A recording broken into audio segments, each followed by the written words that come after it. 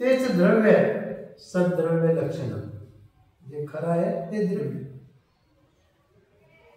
जीव जीवत्व, मनुष्य मनुष्यत्व, मुनी मुनित्व, परमात्मा परमात्मा परमात्व, द्रव्य द्रव्यत्व, पदार्थ पदार्थत्व.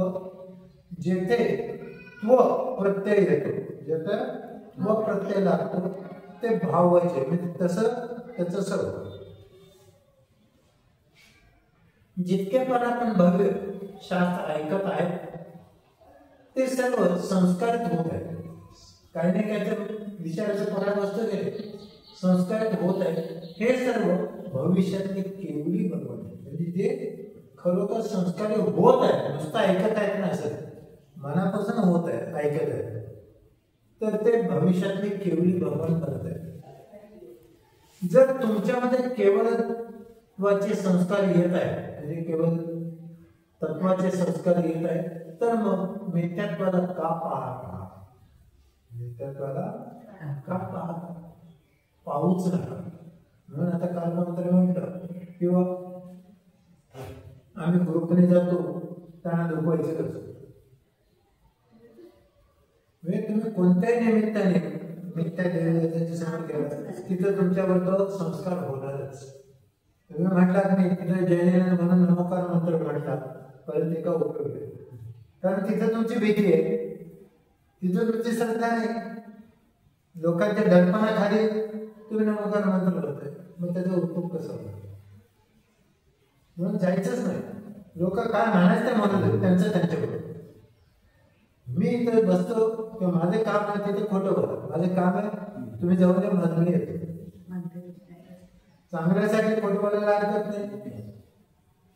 म्हणून यांच्या समोर एखादी हिंसा झाली तर शिकारी आल्यानंतर तो सांगतो की नाही महाराज खोटं बोलतात की नाही, तसं अशा वेळेला तुम्ही खोटं बोलतो. पण वादविवाद न करता बाजूला बसतो, पण त्यांच्या आग्रहाला बळी पडू नका.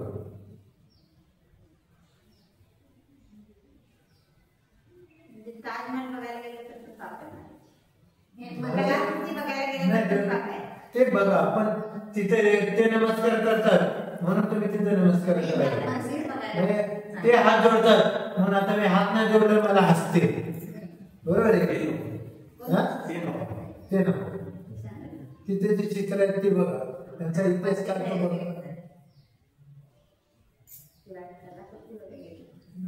म्हणजे आता त्या ताजमहालामध्ये काय माहिती आहे का तुम्हाला? ती कबर आहे, कबर हुमायूनची ना, कोणाची? मुमताजची कबर आहे. शहाजहाने त्याला तुम्ही देव म्हणून पाय पडताय.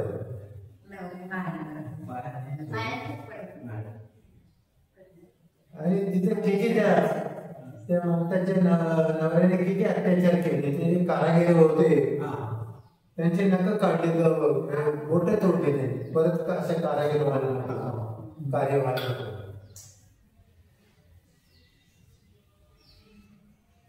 हे ज्ञानीजनो आपणास अभूतपूर्व संपत्ती मिळाली, अर्थात आपल्या खाणीमध्ये हिरे निघाले तर नुसते पाहत बसाल की खिशात सुरक्षित ठेवून जवाऱ्याकडे जाऊन किंमत करा. काय करा? ज्याच्याकडे हिऱ्याची निर्मिती होते तो न कपड्याचे दुकान खोलतो न कोणता धंदा करतो. तो भाजी विकायचा धंदा करणार आहे? तसं आपण हिऱ्याचे दुकाने जन्माला आलं, जैन धर्म म्हणजे हिऱ्याच आहे. मग तुमचा ताजमहाल काय उपयोग? कारण त्याच्याजवळ सर्वसाठी हिरे असतात. तसे ज्याचे सम्यक रत्नत्र प्रगट होतं तो मिथ्यात्वाजवळ खोट्या रस्त्याजवळ फिरकत सुद्धा नाही.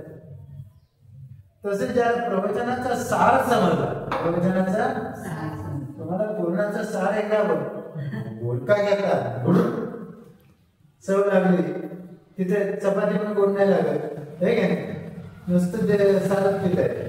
3-3 दिवस ठेवून पिते की नाही? काय सांगतात तुम्ही पित नाही 99%. 3-3 दिवस ते सार ठेवून पिलं जातं, पोळीकडे नाही पण सार.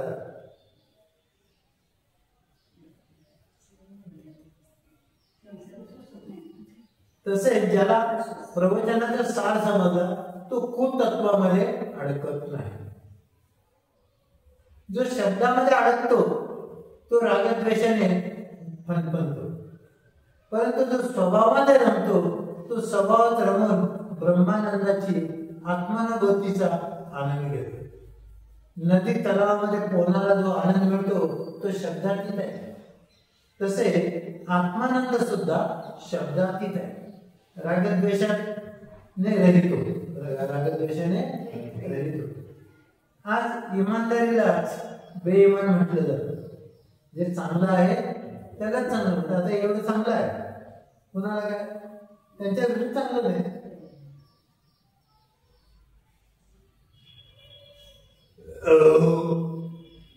अष्टानेक पर्व चालू झाले. गवळ्याच्या मनात आलं दररोज दुधात पाणी घालतो, त्याच्या मनात आलं निराने पर्वत तरी इमानदारी करूया म्हणून पाणी न घालता दूध दिलं. ते दूध नेहमीप्रमाणे सगळ्यांनी प्राशन केलं. त्याचा परिणाम दुसऱ्या दिवशी सगळ्यांचे पोट बिघडले. कारण पातळ दूध प्यायची सवय झाली. चोख पाणी नको, चोख दूध नको, हे गेले पोट बिघडलं. दुसऱ्या दिवशी सगळे डोळ्याला दोष देऊ लागले. हे ऐकून डोळे म्हणू लागला, तुमच्या पोटाला चांगलं शुद्ध तूप पचत नाही. तसं ते एखाद्या कुत्र्याला तुम्ही चांगलं घातलं ते त्याला पचत नाही, त्याला ते घाण तेच पाहिजे. मग मिथ्यात्वाची तुलना कुठं झाली बघा. ती तुमची कमतरता आहे, त्यात माझा काय दोष? तो गवळी म्हणतो तुम्हाला तर चांगलं दूध पचत नाही, मी चांगलं घातलं इमानदारीने दोष. त्याचप्रमाणे आज या पंचमकाली मिथ्यात्व पोटामध्ये सगळ्यांचा मिथ्यात्व पोट आहे. मिथ्यात्व पोटामध्ये सम्यक्त्वाचं पचन होणं कठीण होतं. खरं कोणाला पटतच नाही.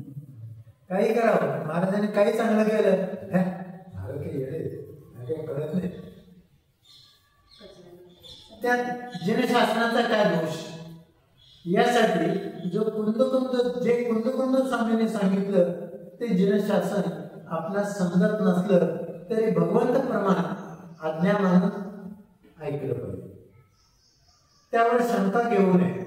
आपले उपादान अपक्व आहे, म्हणजे आपलं निमित्त किंवा आपली शक्ती काय अपक्व आहे, म्हणजे कमी आहे. ते पक्व परिपूर्ण केलं पाहिजे. तुमचं जर कोणी व्यवस्थित केलं तर मग सगळं पचायला लागतं. तर शुद्ध तत्व आपल्याला समजू शकेल. शुद्ध आहे तेच तत्व आहे. शुद्ध आहे तेच तत्व आहे. जे आहे ते आहे, जे म्हणून ते विशेष सागर म्हणतात. त्यांच्या प्रत्येक वाक्यामध्ये वाक्य असतं जो आहे तो आहे. भगवंताने जे सांगितलं तेच आहे. आत्मस्वभाव परभाव भेदम, आत्मस्वभाव परभावापासून भिन्न आहे. तर ह्याच रेस्टबद्दल आपलं तीनदा गैरसमज झाला होता की आहे नाही तेच एक पुस्तक.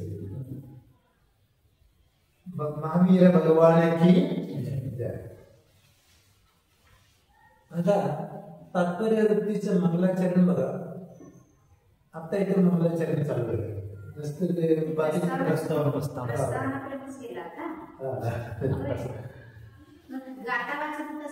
आणि जेवढं आम्हाला नवीन मिळतं त्यात तुम्ही घालत गेलेले. त्यांच्या मस्त प्रस्तावना पूर्ण चांगली 25-30 पाण्याची, पण आम्ही 5-10 पाण्यात घालते. त्याच्या 10% भाग इथे घेतलाय. कारण सगळे लोक विनाकारण वेळ जातो ना, सगळ्या डोक्यावरून जातं ते. तर मग नमः परमचैतन्य स्वात्मोत्थ सुख संपदे परमागम साराय सिद्धाय परमेष्ठिने.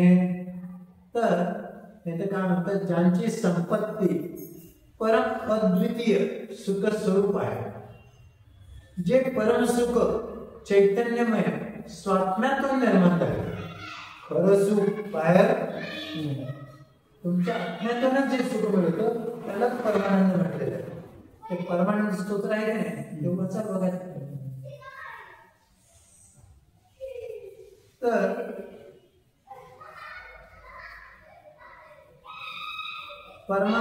अशा परमागमाचे सार स्वरूप सिद्ध परमेष्ठींना नमस्कार असो. हे ज्ञानी जे परमागम आहे तेच जिनागम आहे. परम म्हणजे उत्कृष्ट, परम म्हणजे उत्कृष्ट, आगम म्हणजे आगम.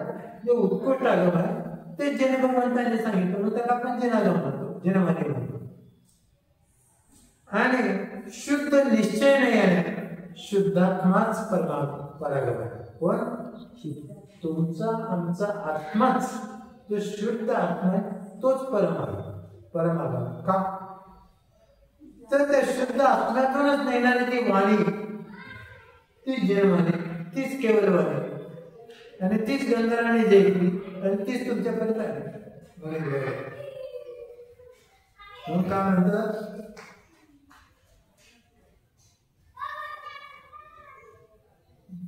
जे परमागम आहे ते जिनागम आहे आणि शुद्ध निश्चय नाही आहे, शुद्धात्माच परमागम आहे. तेच भाव आगम किंवा भावस्रोत आहे. भाव आगम किंवा भावस्रोत. भाव आगम म्हणजे आगमनाप्रमाणे भावना, आगमाप्रमाणे भावना आणि ते ऐकण्याचं भाग्य निर्माण होणं ते भावस्रोत, ते निर्माण होणं. हे मुमुक्षु व्याकरणाचे अज्ञानतेने उच्चारामध्ये मधुरता स्पष्टपणा येत नाही. व्याकरण जर माहिती नसेल मग कुठे सुरू व्हायचं, पाय तोडा एखाद्या शब्दाचा हे कळत नाही. आणि तिथे व्याकरणाशिवाय काय होलेलं आहे, भाषेची उच्चता स्पष्ट होत नाही. वस्तू स्वरूपाचा बोध आचार्यांचा भाव समजण्यासाठी व्याकरणालाही समजलं पाहिजे. काय लिहिलेलं आहे त्यासाठी व्याकरण सुद्धा महत्वाचं आहे.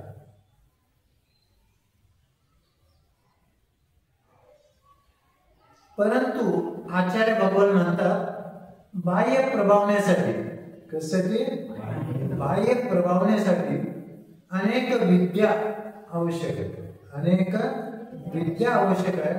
तसे आत्मप्रभावण्यासाठी परमागमाचे सार स्वरूप रत्नत्रय साधनाच केली पाहिजे. कुठली? सम्यक दर्शन ज्ञानाचार्य याची साधना केल्याशिवाय तुमचे आत्मप्रभावना खरोखर होत नाही.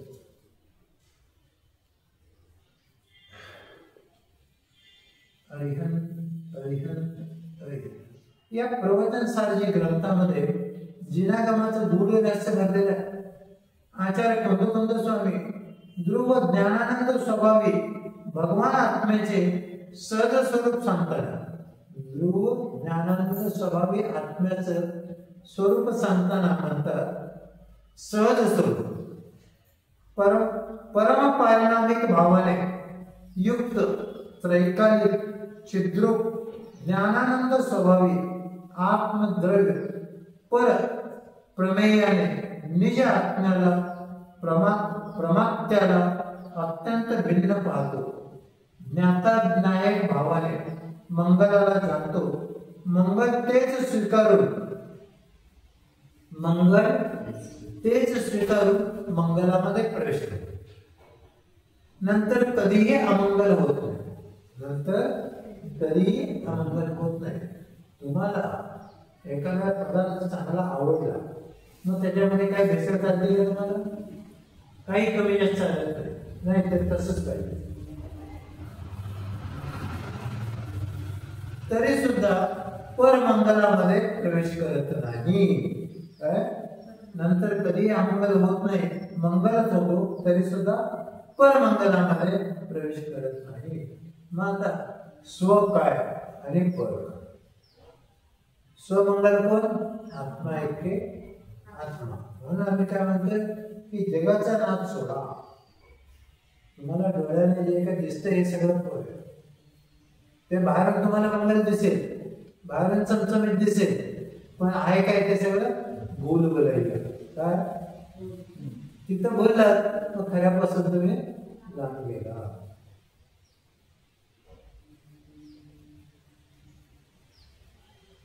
त्या कबीर आणि त्यांचा मुलगा कुणाल. कबीरचा मुलगा कोण? कुणाल. रस्त्याने चाललेले आहेत. कबीर पुढे आहे आणि कुणाल एक अर्धा पाऊल मागे आहे आणि तिथं काहीतरी सोन्याच्या दागिना पडलेला कबीराला दिसतो.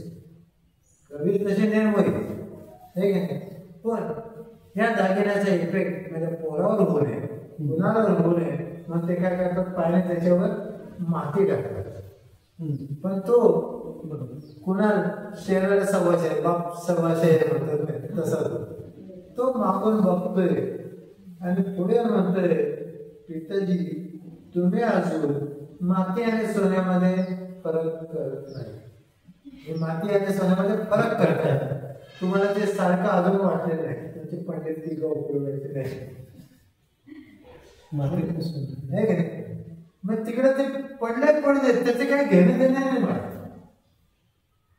पुढचं हे रंगीबेरंगी काय तर मला घेणं देणं नाही, पण माझ्या आत्मानंदामध्ये रमायचं आहे, माझ्या आत्मानंदामध्ये मला रमायचं आहे. म्हणून डोळे उघडायलाच नको. डोळे उघडले तर पाराचं दर्शन झालं आणि सोनं बोललो. म्हणून जेवढा वेळ तुम्हाला डोळे बंद करून बसतायत तेवढं बसा. झोपायला येतो थोडा वेळ एखाद्या बोलून केले, पण परापासून तर वेगळं झालं की नाही.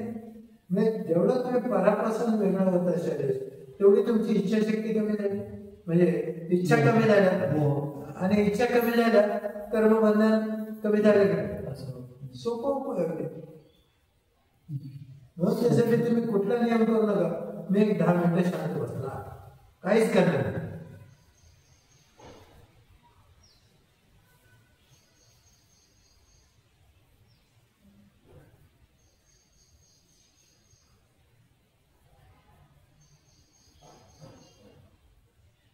द्रव्य आगम मंगल, भाव आगम मंगल, मंगलमय श्रुत आहे.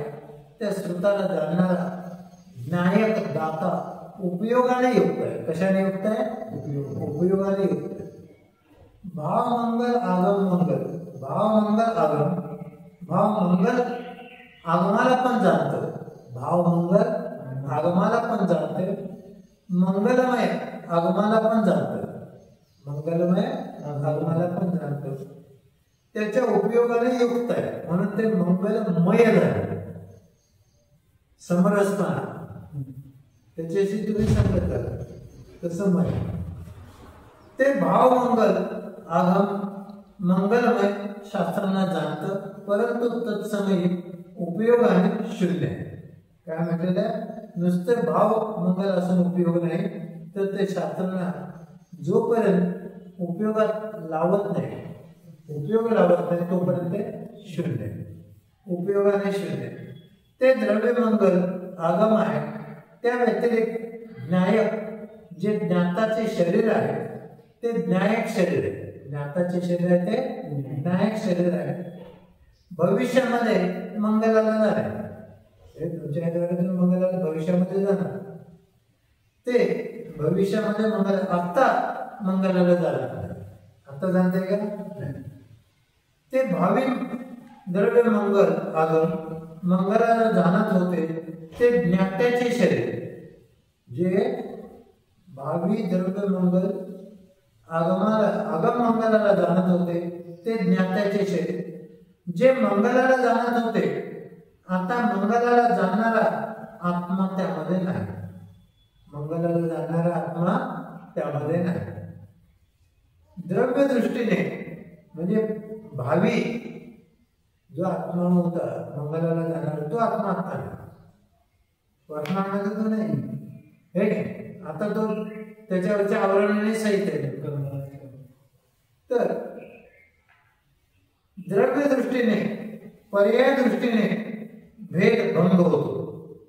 जो मनुष्य पर्यायामध्ये जीव आहे, जो मनुष्य पर्यायामध्ये जीव आहे तो देव पर्यायाला प्राप्त होतो. कधी ना कधी देव पर्यायाला प्राप्त होतो. ते पर्याय दृष्टीने जे न आगम न कर्म द्रव्य शरीर हे न आगम द्रव्य शरीराचा वर्तमान पर्याय नष्ट होऊन भविष्य पर्याय प्राप्त करेल. भविष्यामध्ये जाणणारे जे न्यायिक शरीर, द्रव्यमंगल आगम न्यायिक शरीर पण पूज्य आहे. म्हणून भविष्यामध्ये, आज ते पूज्य नाही पण भविष्यामध्ये जाणारे ते पण पूज्य आहे. म्हणून आपण भावी मंगल म्हणतो, भावी भगवान म्हणतो. तुमच्या पोराला तुम्ही आत्ताच इंजिनियर म्हणताय, डॉक्टर म्हणताय, भावी. न्यायिक शरीर पूज्य नाही बनवलं म्हणजे जे जाणणाऱ्या शरीराला पूज्य नाही बनवलं तर नमो निषिद्धीचे वंदन होणार. प्रत्यक्षात तिथं नाही पण कधी काळी ते होतं किंवा भविष्यात होणार आहे. म्हणून आता इथं जो मंदिर बांधतात ही जागा आज सुद्धा पूजा झाली म्हणून म्हणते अशा जागेवर 1-2 नंबर करू नये भावी पूज्यतेच्या दृष्टीने. सिद्धभूमीची कल्पनाच समाप्त होईल असं जर नाही केलं तर. आज सगळे सिद्धभूमी शिकरीला घेण्याला का जातात? ती पूर्वीची सिद्धभूमी, पूर्वी तिथून लोक सिद्धीला गेले. म्हणून संलेखनानंतरही साधूची पूजा केली जाते. त्याला शेवटी घालण्यापूर्वी किंवा अग्नी संस्कार करण्यापूर्वी त्याचा अभिषेक केला जातो. म्हणजे अभिषेक उलटा करतात, उलटा अभिषेक करतात. हो, उलटा पाठीमागचा करतात अभिषेक, पाठीचा अभिषेक. उलटा काय करतात ते आता मी आता सांगत नाही, अजून मला तसं मी शिकलो नाही. तर संध्याकाळी साधूची पूजा केली त्यावेळेस ते साधू असतात का? नाही, पण त्याचे शरीर पूर्वी साधू होतं. केवढी भगवंतांचे जे परम अवतारिक शरीर होतं, केवढी भगवंतांचे जे परम अवतारिक शरीर होते तेथे पंडित मरण झालं. तेथे पंडित आणि मग ही आपल्याला भावना करायची, प्रभू हे भगवान आपल्यासारखं माझं पण पंडित मरण हो. कसा पंडित म्हणजे अंतिम चरम शरीर पर्यंत शेवटचं मरण. त्याच्यानंतर जन्म नाही म्हणून त्याला पंडित मरण म्हटलं. कैवल्याला प्राप्त करून निर्माण झाले त्या निर्माण स्थळी त्यांचं कर्म नोकर्म निजीर्ण झालं. कर्म नोकर्म तिथून नष्ट झालं. कापरासारखे शरीर उडून गेलं. नोकर्म म्हणजे पण ते शरीर होतं ते कापरासारखं उडून गेलं. त्या प्रदेशी त्या वर्गणांच्या नियोगाने, तिथल्या कर्मवर्गांच्या नियोगाने तीर्थंकर केवली सुत केवलीच्या पावन स्पर्शाने ते क्षेत्र पण पूजनीय आहे. ते क्षेत्र पण पूजनीय आहे आणि मग तिथंच मग सिद्ध क्षेत्र म्हणून ते तयार होतं. वंदनीय आहे जे च्युत चवित आणि तक्त. काय म्हटलं? च्युत चवित आणि तक्त.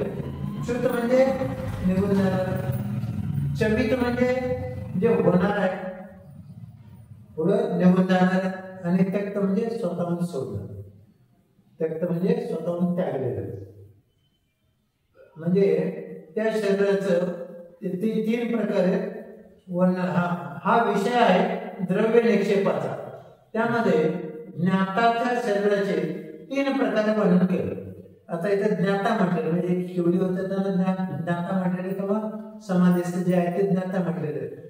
तर च्युत चवित व तक्त धवलामध्ये षटखंडागम पहिल्या पुस्तकामध्ये लिहिलं आहे. जर आज सर्व तत्वज्ञानी विद्वानांना व वितरागी श्रमणांना समजलं तरच त्यांची सम्यक विशुद्धी होते.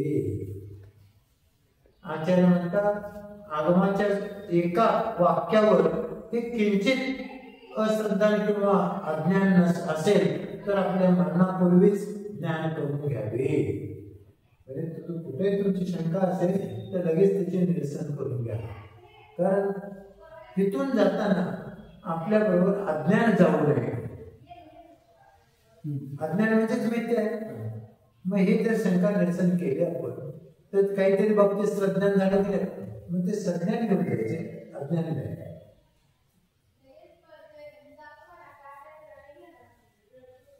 आत्म्याला मलिन करणाऱ्या या दोनच गोष्टी आहेत. कुठल्या? एक अश्रद्धा आणि अज्ञान. अश्रद्धा म्हणजे काय? खऱ्या देवगुरुशास्त्रावर श्रद्धा नसणं आणि त्यालाच मिथ्या म्हणते. आणि अज्ञान म्हणजे काय? जे मिथ्या आहे तेच अज्ञान, खोटा आहे तेच अज्ञान. तसेच अति आत्मविश्वास सुद्धा आत्म्याच्या मलिनतेला कारण आहे. अति आत्मविश्वास म्हणजे काय? की त्यांच्या चुकाकडे न पाहता हे चांगलं आहे, म्हणजे माझे गुरु कधी चुकणारच नाही किंवा महाराज कधी चुकणारच नाही, सभासाहेब कधी जाणारच नाही, हा अति आत्मविश्वास. म्हणून प्रत्येक गोष्टीचं निरीक्षण आपण केलं पाहिजे. प्रत्येक गोष्टीचं निरीक्षण करा, परीक्षा करा. तिथंच सोन्याचा कस लागतो. तो सोनं विकत घेतो, त्याच्या वडिलांकडनं आलं तर तो घासून बघतोय की नाही, पोराकडनं आलं तर बघतोय की नाही. तसं सगळ्या पारखून आणि मग उपयोग आहे.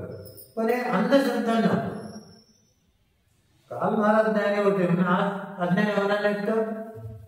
होऊ शकते. मग प्रत्येक वेळेला जाणा, त्यांच्या निरीक्षणाला बघा आणि मग योग्य ते ग्रहण करा. तर बघा इथे काय म्हटलेलं, गाजर मुळा पापडी मिक्स करून लोक चालत बनवतात. हे सगळ्या द्रव्याचे मिश्रण ही अधिकरण क्रिया होते. ही कुठली? अधिकरण क्रिया होते. अधिकरणम जीवा. तर तत्वसूत्रातले चरणानियोगाचे प्ररूपण तत्वपूर्वक झालं पाहिजे. चरणानियोग जे काय सांगितलेले त्याचे तत्व तुम्ही निरूपण केलं पाहिजे. काही जीवांचे संयमावर अश्रद्धान वाढलाय, ते जीव तत्वाला सोडून संयमाची साधना करू लागले. ते समाजात ते समजतात अनेक द्रव्यांचे मिश्रण करून स्वादिष्ट खातो. मग काय झालं? तुम्ही शुद्ध अशुद्ध सगळं भेसळ केलं. मग त्या पदार्थाची, त्या भाजीची तुम्हाला मूळ चव कळली का? कळलं का? तुम्ही हळद नको, काही नको, नंतर तुम्ही बाकीच्याला द्या, चूक घालताना द्या, ती गोष्ट. पण आमची तेवढी तरी अपेक्षा की निदान 2 भाज्या तरी आम्हाला शुद्ध मिळवते.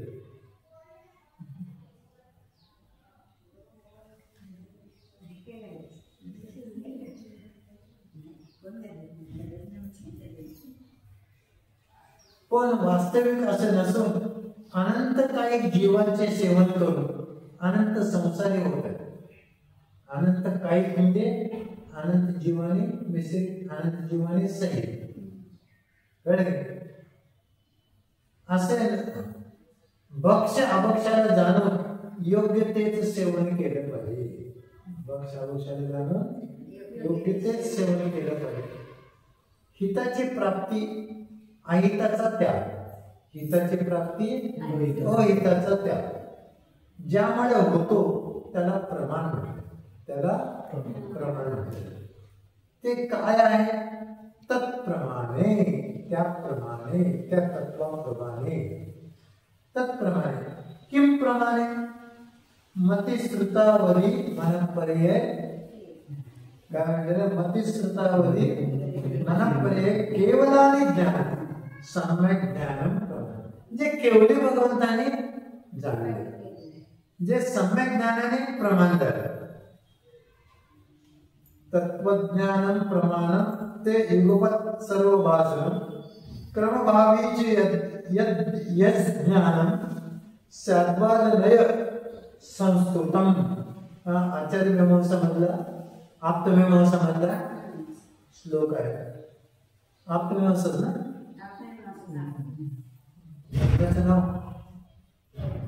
आत्ममीमांसा, आचार्य मीमांसा आहे. आत्ममीमांसा जे शाद्वात संस्कारित आहे असे सुतज्ञ क्रमभावी आहे. शाद्वात म्हणजे काय? अपेक्षा, किंचित म्हणजे अपेक्षानुसार जे ज्ञान आहे ते कसं आहे,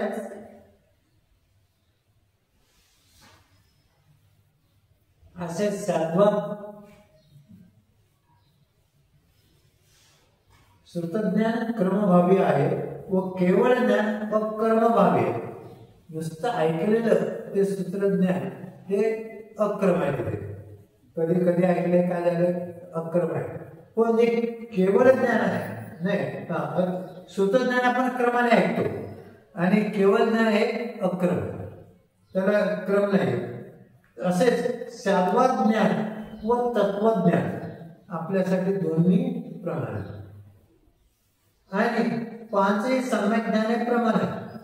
कुठली 5 सम्यक ज्ञाने? परंतु तत्वज्ञान समजण्यापूर्वी तत्वस्वरूप आणि अतत्व स्वरूप काय आहे याचे चिंतन आवश्यक. खरं काय खोटं काय, भेद विज्ञान पाहिजे का, हे पदे दृष्टी तिथं पाहिजे. जे सत आहे त्याला घराचे, अतत आहे त्याला सोडून द्यायचं. हे आपले शरीर सर्वांग आहे. शरीराला निळ्या अंगाचे सर्वांग आहे, नाही त्याचे अंग म्हणजे हात पाय वगैरे त्याचे भेद आहेत, अंग आहे. अंग अंगी भावाने, अंग अंगी भावाने पाहिले असता अंगी आपले प्रमाण म्हणजे सगळं हात पाय वगैरे सगळं आहे व्यवस्थित आहे, त्याला प्रमाण बरोबर. पण एक डोळा नसेल, एक हात नसेल, मग ते प्रमाण झालं तर अप्रमाण बरोबर. तर आपले प्रमाण आहे व अंग नय आहे. तसे निश्चय व व्यवहार दोन्ही आपले प्रमाणाचे अंग आहे. निश्चय दोन्ही आपले प्रमाणाचे अंग आहे. प्रमाण व्यवहाराने योग्य आहे आणि निश्चयाने पण योग्य. दोन्हीला न मानणारा व्यवहार, दोन्हीला न मानणारा मिथ्या दृष्टी होतो. म्हणजे व्यवहारही समजून घेतला पाहिजे आणि निश्चय समजून घेतला पाहिजे. पण काही निश्चय लोक म्हणतात हे घर नको नको, याचं काय गरज नाही. पण तुम्ही जोपर्यंत तुम्हाला सम्यक ज्ञान होत नाही, सम्यक प्राप्त होत नाही, तोपर्यंत व्यवहाराची गरज आवश्यक आहे. ज्या दोन्ही नयाने भिन्न होऊन केवळ चैतन्य आत्मतत्वाला चित चित एव मानतो तो वितरागी निग्रह तपोधन शुद्धोपयोगी मुनी आहे. तोच नयाच्या पक्षपाताने दूर होऊन आत्म अमृताचे पान करतो. कोण? जो शुद्धोपयोगी. तुम्ही आम्ही शुद्धोपयोगी नाही, तेवढं आपलं ज्ञान झालेलं नाही, तेवढं आपल्या मनाला संयम नाही, म्हणून तिथं व्यवहाराला तुम्ही जाणलं पाहिजे. संकल्प विकल्प संपलेले असतात कोणाचे? जो शुद्धोपयोगी आहे त्याचे संकल्प तो पक्षपाताने दूर होतो. त्यामुळे संकल्प विकल्प नाही, रागद्वेष नाही, काय केवळ तिथे काय समरस्य भाव. वस्तूच्या प्ररूपणामध्ये प्ररूपण काळामध्ये निक्षेपाला जाणणं आवश्यक आहे. चूक चवित आणि चवित हे जाणणं आवश्यक आहे. कोणत्याही प्रकारे मरण होऊन सोडणं, कोणत्याही प्रकारे मरण होऊन शरीराला सोडणं ते चूक. ऍक्सिडेंट असो सहज असो कसंही शरीर सोडायला लागलं ते चूक. नंतर कदली घात अर्थात अपघाती मरण हे चवित मरण. हे तिथे कसं होतं? सोडावं लागतं हे चवित. इच्छा नसते त्याला चवित म्हणते. आणि संयमपूर्वक आयु पूर्ण करून सल्लेखने सहित शरीर त्याला त्यक्त म्हणजे आपण त्याला सोडून देऊ. शरीराला सोडणं महत्वाचं. त्यामुळे सोडण्यासाठी मग तुमचं संयमावर दावा पाहिजे. थांबायचे का?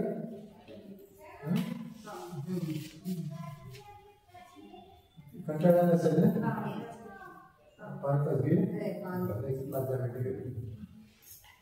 ध्यानस्थ व तणावग्रस्त. ध्यानस्थ तणावग्रस्त या दोन्हीमध्ये फरक आहे. या दोन्ही अवस्थेमध्ये भोजन कमी होतं. ताण असला तरी भोजन नको वाटतंय, काय सुचत नाही, आणि ध्यान असलं तरी काय नकोच आहे, सगळं सुटलेलंच असते.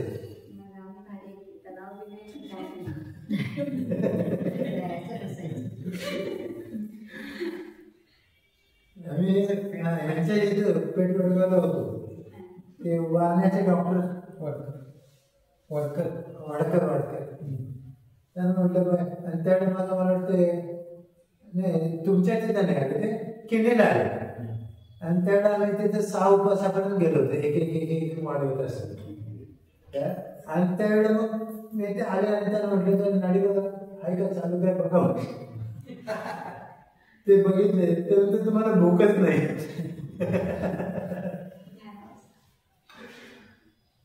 तर ध्यानच तणावाच्या दोन्ही अवस्थेमध्ये भोजन कमी होतं, तणावाने पचनशक्ती कमी होते, तणावाने पचनशक्ती कमी होते आणि पोटात गॅस तयार होतो. तोच गॅस शरीरात फैलावत होऊन कदाचित मेंदूमध्ये जाऊन माणूस वेडा पण होतो. म्हणून शक्ती नसताना हट्टाला पेटून उपवास कधी क्रमाने जा. आम्ही आज 13-14 वर्ष झाली आमची, आम्ही क्रमाक्रमाने पुढे चाललो सगळे, आणि ज्या वेळेला पाऊस नसेल त्यावेळेला आम्ही उपवास करत पडले. आम्ही ते कोचीला होतो, तिथे उपवास चालत नाही, फक्त अष्टमीच्या दिवशी तेवढेच, बाकी काय पाऊसच नव्हता त्यावेळेला. हे कधी 2015ची गोष्ट. मग त्यावेळेला आपण विवेक राखला पाहिजे. म्हणजे अगदी आम्ही 1-2 उपवासापासून चालू केलं ते 7 उपवासापर्यंत बेडे गेले, 7 पर्यंत चढायचं, परत खाली यायचं. 2.5 महिन्यात 18 आहार झाले, 2.5 महिन्यामध्ये 18 आहार झाले आणि 18 उपवास झाले. मग ही ताकद कुठे राहिली, एकदम केल्यावर आली का. आम्ही ह्याच्यामध्ये होतो, पुण्यात होतो, म्हणजे रिक्षा नव्हती अगदी, म्हणजे हे कधीची गोष्ट मला वाटतंय 97-98ची गोष्ट. त्यावेळेला दशे लक्षणात आम्ही 10 दिवस उपवास केले पहिल्यांदाच. हा, पण त्यावेळेला आम्हाला काही सवय नव्हती, तर मग आम्ही काय केलं, पाणी घेतलं. सकाळी लोटाभर, संध्याकाळी लोटाभर पाणी घेतलं, त्यामुळे काही त्रास नाही. 10 दिवस. हा, 10 दिवस पूर्ण. हा, म्हणजे पाणी सकाळी एक लोटा, संध्याकाळी घेतलं. सकाळी पूजा करून यायची, 11-12 वाजता पाणी, संध्याकाळी 5 वाजता पाणी. मग 10 दिवस पूर्ण झाले. आणि नंतर 12व्या दिवशी आम्ही लाकडी पालखी, ती पूर्वीची जड ती 12व्या दिवशी आम्ही पालखी घेतली.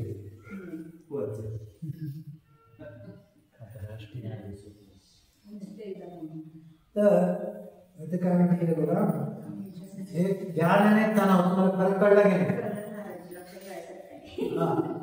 तणावाने पचनशक्ती कमी होते, पोटात गॅस तयार होतो, तोच गॅस शरीरात फैलावून कदाचित मेंदूमध्ये जाऊन माणूस वेडा होऊ शकतो, व काही करून नको ते पण पूजला. वेडा झाल्यानंतर त्याला काही कळत नाही, नको ते पूजायला लागतो. जीवनात भरकटतो. ध्यानाने पण पचनशक्ती कमी होऊन भोजन कमी होते. ध्यानाने पण पचनशक्ती कमी होऊन भोजन कमी होते. मल विसर्जन पण कमीत कमी होते. मल विसर्जन पण कमीत कमी होते. आता ते बेडगला आम्ही बघितलं, 10 दिवस आम्हाला जावंच लागेल नाही मध्ये. 10 दिवस कंटिन्यू आम्ही गेलोच नाही 2 नंबर का, त्या आतले ते पाचनशक्ती वाढली ना, त्यामुळे जे येईल ते बस, जे येईल ते बस. तर भोजन कमी तर मन विसर्जन पण कमी होते. आणि बघा, जे भगवत म्हणजे तीर्थंकर, तीर्थंकर तिथे बंद आहे, त्यांचं सतत ध्यान चालू असतं. आणि ध्यानाने काय झालं त्यांचं, त्यांना आहार असतो पण निहार नसतो, म्हणजे सगळं खाल्लेलं पसंत असतो. जे ऋषभनाथ म्हणे, पहिल्या आहाराला 15-13 महिन्यानंतर 13 महिने 9 दिवसानंतर त्या शहाशाही तिथे पोहोचले नाही का, आणि तिथं आर घेतला. त्यावेळेला असे 100 रसाचा आर घेतला तर पहिले 2-3 कळस म्हणजे आता त्यावेळेचे कळस म्हणजे आणण्यासारखेच कळस ते 100 रस, ते पहिले 2-3 कळस आणले हातात घातल्या ते वाफवून गेले. एवढी उष्णता त्यांच्या आणि त्यामुळे निहार कुठला होणार. तसं आपला सुद्धा निहार कमी होतो. आणि ते बिहारमध्ये गेलो तर 3-3 दिवस नाहीच पोटच 3-3 दिवस, म्हणून तर आमचं पोट एवढं कंजूस आहे, घेतलेलं सोडतच नाही. तर ध्यानाने पचनशक्ती कमी होऊन भोजन कमी होते, मल विसर्जन कमी होते, डोळ्याची उघडझाप पण मंद होते, डोळ्याची उघडझाप पण मंद होते, श्वास गती पण मंद होते. या मंद श्वासाने विशुद्धता वाढते. जेवढा श्वास आपण हळू घेऊ नकळत घेऊ तिथं तुमची विशुद्धता वाढते. कारण बाहेरून येणं काहीच नाही, बाहेरून येणं काहीच नाही. जेवढं तुम्ही जोरदारात श्वास घेता त्या हवेबरोबर धुळीकडे येणार नाही, रोग जास्त येणार नाही. मग जेवढा मंद श्वास तेवढी तुमची शुद्ध. म्हणून म्हटलेलं की निरोगी माणसाचे 12 श्वासोच्छ्वास होतात, तर तो आपण प्रयत्न केला पाहिजे. तर आम्ही बऱ्याच वेळा प्रयत्न करतोय, साधारण 10 पर्यंत आमचे होतात. तर तेव्हा तेवढे आत्मपरिस्पंदन व कर्मासर पण कमी. जेवढे श्वासोश्वास तुम्ही कमी घ्या तेवढं तुमचं कर्मासर कमी. ज्याला पण आयुष्य म्हणतो, आयुकर्म, हे तुमच्या श्वासोश्वासावर अवलंबून आहे. तुम्ही जेवढे श्वास घेता तेवढ्यावर ते अवलंबून आहे. जेवढे श्वास तुम्ही झर घेता येईल त्या आयुकर्माचे निषेध पटपट होऊन जातात. जसं कुत्र बघता येतो. आणि शांत व्यक्ती कसं घेतला काय न घेतला काय ते डॉक्टरला पण कळत श्वास चालू आहे म्हणजे कर्म निषेध एवढे जात नाही. हा, हे आत्मचिंतन आहे, हे आत्मचिंतन आहे. जेव्हा जैन दर्शनात अष्टमी चतुर्दशीला उपवास करण्यास सांगितलं, त्यामुळे ध्यान चांगलं लागून परिणामाची विशुद्धी होते. जेवढं आपण अन्न जास्त घेतो तेवढं पचनशक्तीवर चालतं, जेवढा पचनशक्ती. म्हणून आम्हाला तुम्हाला सांगणं आहे की तुम्ही जेवण्यापूर्वी सरबत करा, लिंबू सरबत जेवढं पिता येईल तेवढं प्या. किंवा आता आम्ही काढा करतोय, तो जर तुम्हाला आवडत असेल तो काढा करा, ज्येष्ठमध्ये वगैरे. आणि जेवढं पातळ प्रमाण वाढत आहे तेवढं पातळ प्रमाण वाढत द्रव पदार्थ. आणि त्यामुळे काय होईल, तुमचं एखादी भाकरी किंवा एखादी चपाती कमी होईल. पण हे जे द्रव पदार्थ घेतात पण पातळ, त्यामुळे तुमचे रवी पोट वगैरे सगळे साफ होते, सगळं धुवून जातात. पण तेच जास्त अन्न खाल्लेलं लवकर पचत नाही, आणि नाही पचलं की त्याचं चरबीमध्ये रूपांतर होतं. कशामध्ये? आणि त्याच्यामध्ये सुद्धा अनेक रोग होतात. आतमध्ये साठलं ते किती वेळ साठून राहणार, मग त्याची उत्पत्ती चालू गेली, आळ्या चालू गेल्या. मग याच्यासाठी जेवढं तुम्हाला पातळ घेतलं तेवढं घ्या. आता आम्ही पातळ बघितलं तांब्यापर्यंत जाते की नाही, तांब्यापेक्षा जास्त जातं, 1.5 तांब्या होतं. म्हणून आता तुम्हाला सांगायचं प्रत्येकाला सांगतो, मागं पण सांगितलं की एकच पदार्थ एकच करा, म्हणजे गोड एकच करा, पातळ पदार्थ एकच करा. आता तुम्ही सरबत करताय, ज्येष्ठाचं पाणी करताय, आणि काढा पण असतं, पाणी पण असतंय, मग काय घ्यायचं? थोडस विचार करायचं.